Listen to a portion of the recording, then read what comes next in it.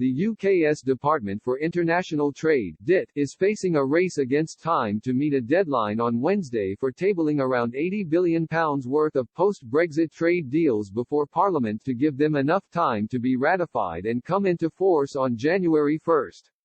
The department, heading up by Cabinet Minister Liz Truss, has secured a series of continuity agreements to ensure Britain can continue trading with countries outside of the European Union on similar terms.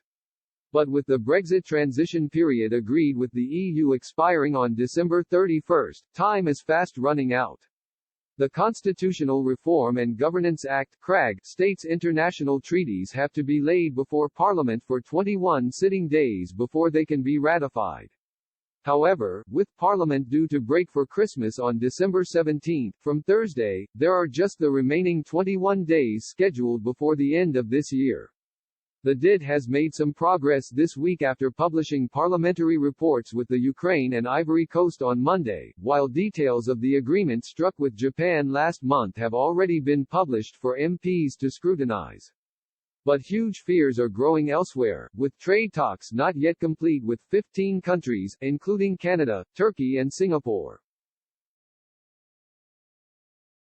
Now Shadow Trade Secretary Emily Thornberry has piled the pressure on Ms. Truss, writing to her to ask for an explanation on this delay and demanding she update Parliament on the process.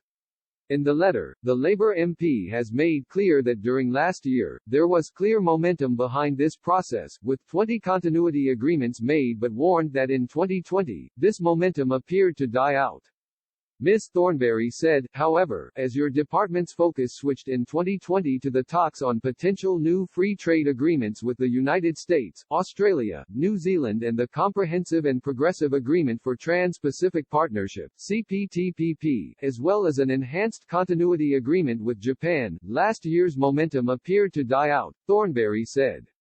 Not a single additional continuity agreement was secured in the first 8 months of 2020, and in their correspondence with the Shadow International Trade Team, representatives of countries ranging from Cameroon to Montenegro have reported that no formal talks were even conducted in that period.